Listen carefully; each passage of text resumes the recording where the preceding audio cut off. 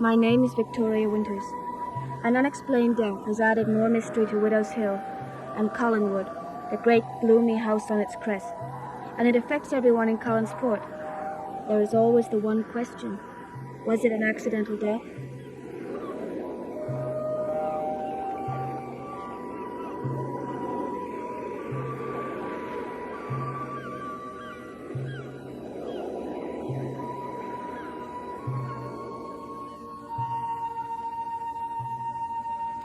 No.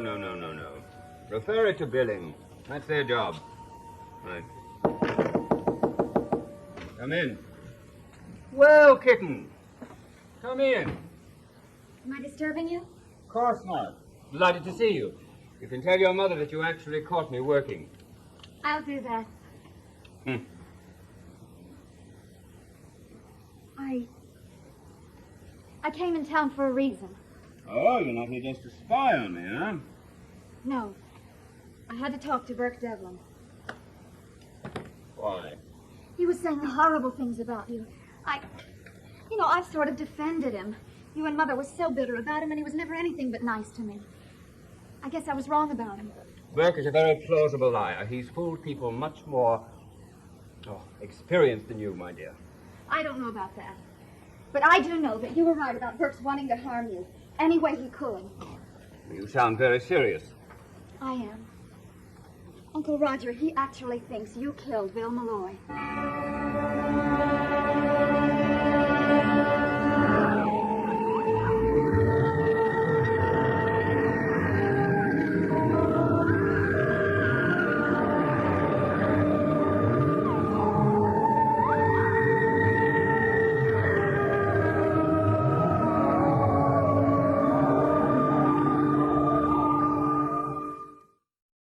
I can't even get angry about it, kitten. I knew Burke had it in for me, but I didn't know that he could be so stupid. You didn't, did you? I mean, even accidentally. Carolyn, how can you even ask a thing like that? I couldn't help worrying. Well, I'm glad you worried, but there was never any need to. I did not murder Bill Malloy. I did not kill him accidentally or any other way. I was sure, but I wanted to hear you say it. Well, I'd shout it from the housetops if I thought it would help. I suppose Mr. Devlin gave you all the gory details, how I managed to accomplish this feat when I was somewhere else at the same time. You were somewhere else? But of course, I was at home, and he knew it very well.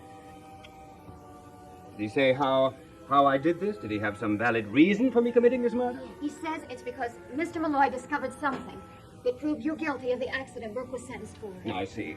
I'm not only a murderer, but a perjurer and a hit-and-run driver as well. I'm surprised he didn't add arson and high treason. But why? Why would he say all these things? My dear child, Burke is a man who has been tortured with a conscience for 10 years. He admits that he didn't even remember what happened the night of the accident. I know, he said that. But he also says he's very sure he was not driving that car. He was too drunk to remember anything. I was there, kitten. I wasn't drunk. Laura was there. Believe me, he was guilty. It was the most difficult thing in my life, to testify against him on that witness stand. But of course I had to tell the truth. Naturally. And if you need an alibi for the other night, I'll swear I was home with you. Well, thank you, kitten, but that won't be necessary. Our good Miss Winters knows that I didn't leave the house until 10 of 11. Too late to have accomplished this feat. Well, in that case, you ought to be a little nicer to her. You've been giving her a rough time at Collinwood. Oh, in what way? You can be one of the most charming men in the world if you want to. Well, I never thought about it that. Maybe it would be a good idea to charm Miss Winters. Might even be fun. Now, I think I'll see if I can't have some fun. I'm going to steal Joe away from the Collins factory long enough for lunch. Well, then I've set your mind at rest. You don't think old Uncle Roger is a murderer, do you? I think you're wonderful.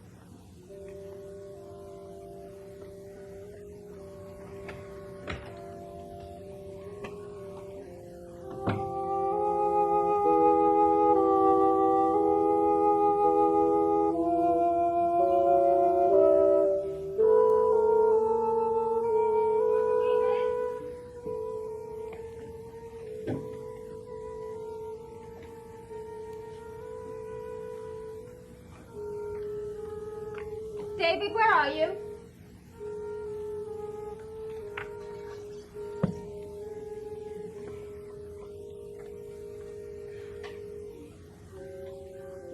David, where are you? All right, David. Come out, wherever you are. If I really wanted to hide, you never would have found me. It's still lesson time. How about getting back to history? At school, we had recess. What did you do then? Played games. What sort of games? Stupid games. Was this when you were living in Augusta? Where else would it be? Did you like living there? No. Why not? Because I didn't. That's all. My mother and father were fighting all the time. It was mainly his fault. He was always picking on her. Well, I'm sure he didn't mean anything by it. One time, I actually thought he was going to kill her. David, don't exaggerate so. I'm not exaggerating. It's the truth. I was in the next room. I could hear the whole thing. Well, you shouldn't have been listening. You couldn't help it. Could hear it a block away. It was breaking furniture and throwing things around. It's a wonder he didn't get arrested. Well, maybe it just sounded worse than it was. It couldn't have. What was it about? But Devlin.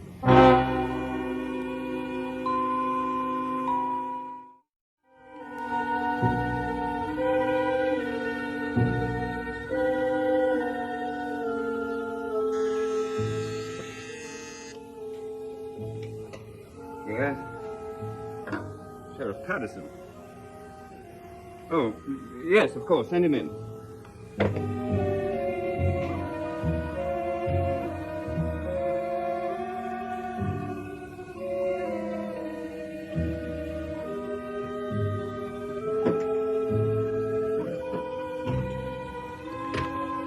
Morning. Well, good morning, George. Is this an official visit? Sort of. Well, sit down. Has Burke been shooting off his mouth some more? Burke? No. As a matter of fact, he's willing to forget the whole thing. What do you mean? Well, he won't prefer charges against Matthew. Against Matthew? What's Matthew done?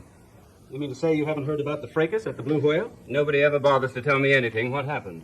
Well, Matthew picked a fight with Burke Devlin. Well, what was it all about? I was hoping you'd be able to give me the answer to that. Me? Well, this is the first I've heard about it. You have no idea why Matthew would want to pick a fight with Burke Devlin. He didn't like him, I guess.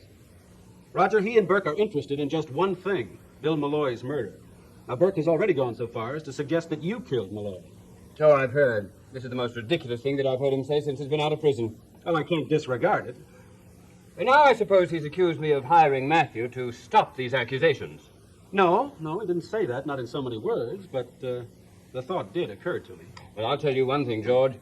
If I do hire anyone to kill Burke Devlin, it'll be someone with more sense than Matthew. I'll pick someone that I can trust to complete the job. Well, Roger, I think that impresses me about as much as anything you might have said.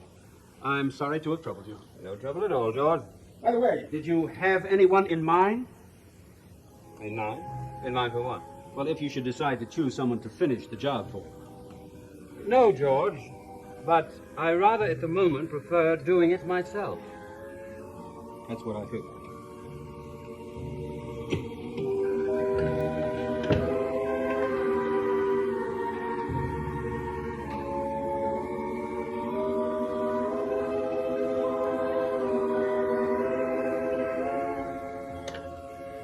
If anyone needs me urgently, I'll be at home. You must be mistaken. Why on earth would your mother and father be arguing about Burke Devlin? They weren't arguing. They were fighting. That was a long time ago. I was 6 years old. I'm old enough to remember. It's like it just happened. And the minute I met Burke, I remembered the whole thing. Well, anyway, I don't want you to repeat what you just told me to anyone else. It could make serious trouble for Burke, and you like him, don't you? I sure do. He's my only friend in the whole world. Do you like Burke? Yes, I do. Does he like you? Well, you'd have to ask him that. Right now, I don't think he thinks very much of me. Why? What did you say? I had to say something he didn't like. Why? Because it was the truth. So you have to go and make trouble for Burke. Why couldn't you just keep quiet? Because it could have hurt your father. Who cares? You don't really mean that. I do, too. You know what you've got? You've got a big mouth. David, don't be rude. I'm not being rude. It's the truth. David, I am sick and tired of your Don't nonsense. you touch me. I was wrong before you are a stranger. It was All you are is a stranger trying to make trouble for me and Burke. That's not true. It is, too. If Burke hadn't stuck up for me, I would have gotten in a lot of trouble. That's all you like to do, is get me in trouble. I can help you if you'll let me. A lot of help you are. You try and blame me for trying to kill my father. Oh, I didn't! I didn't! David! David, stop her!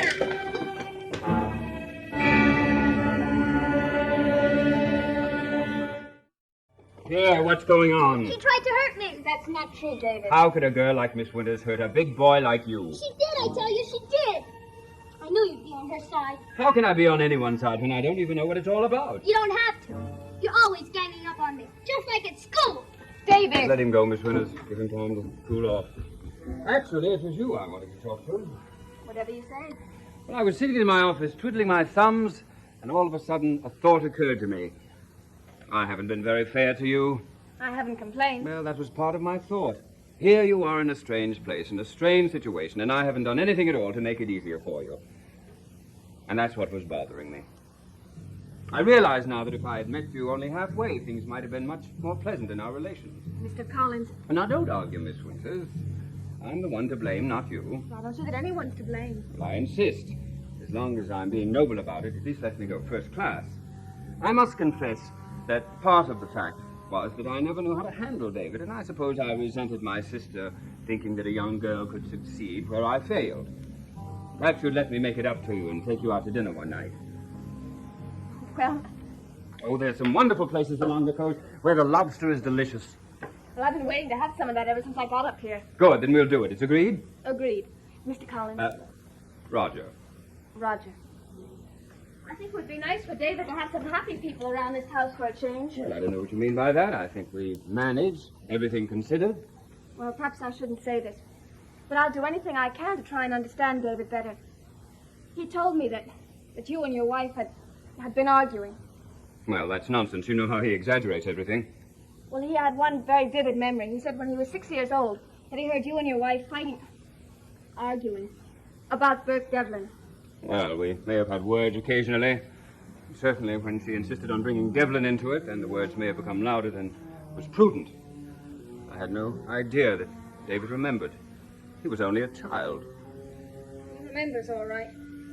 And it may be the reason for the hostility he shows. Well, Miss Winters, Vicky, even if we were old friends, I don't think that I would go into a long discussion about the troubles that beset Laura and me. I wasn't trying to pry or be nosy. Now you're reminding me of something that I accused you of. I'm afraid you'll have to forgive me for that, too. I hope that your memory isn't as long as David's. It's completely forgotten. And now, if you'll excuse me, I think I'll go and find him.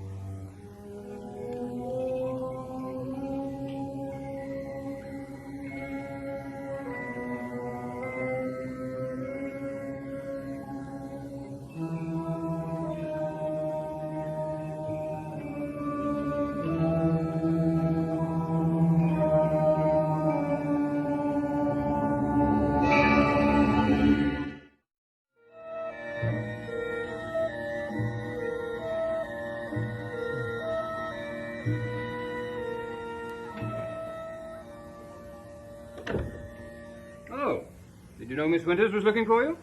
Yes. Thought you were going to call her Vicky. Oh, my, you do have keen ears, don't you? I thought you didn't like Miss Winters. There's an old cliche, David. You can catch more flies with sugar than with vinegar. What does that have to do with Miss Winters? Well, nothing, my boy. I'm just being nice to her in hopes that in return she might be a little nicer to you. Why should you care? You never did before. Well, it was only because I had so much in my mind. I've treated you badly, and I hope I can make up for it. I didn't say those things about you and Mother. Of course you didn't. I didn't believe it for a minute. People are always blaming me for things I never did. And that's because you're small and can't fight back. Miss Winters was always making up stories about me. Well, I don't doubt it. People usually lie when they have inadequacies of their own. What's that supposed to mean? Well, if a person is at fault, he or she, as the case may be, will lie to cover that fault. That must be what Miss Winters does. Why don't you fire her? Oh, but Aunt Elizabeth likes her here. What if she did something Aunt Elizabeth didn't like? Well, I don't see how she could do that. She's a paragon of virtue. She could do nothing wrong. But But Aunt Elizabeth might think she did. Don't tell me about it, David. Just don't tell me about it.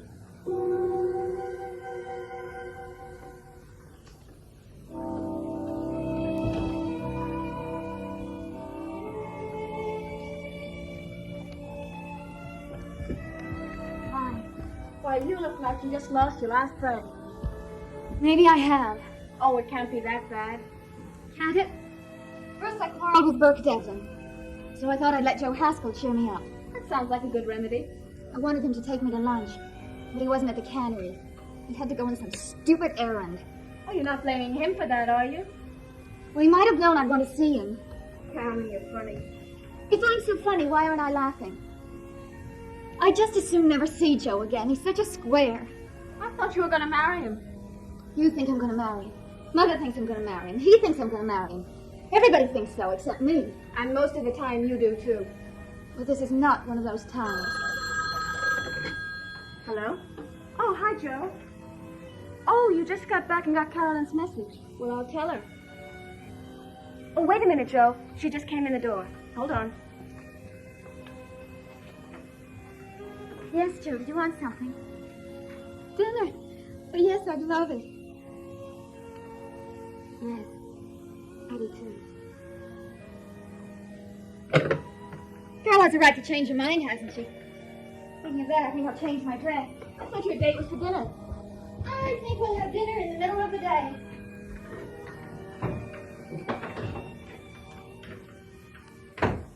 So you see, David, when all of these personal matters are cleared up, you'll find that I'm quite a different person. I'm really very easy to get along with. It was bad enough before Miss Winters came. Well, I know, and I was to blame for that. I haven't paid you much attention. But you have to understand it was because of the new job and new surroundings and suspicious people. Like Miss Winters. Exactly. I know you don't care very much for me, David. And as I said, it was my fault, but if you had a choice, who would you rather be rid of? Me or Miss Winters? It's a difficult question to answer, isn't it? But just think it over. If you had your choice, who would it be? Me or Miss Winters?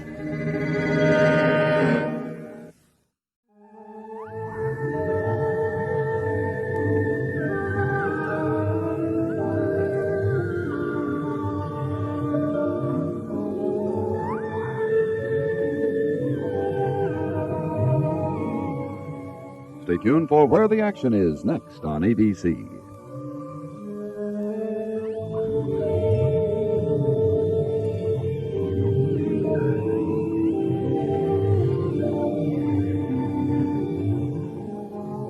Dark Shadows is a Dan Curtis production.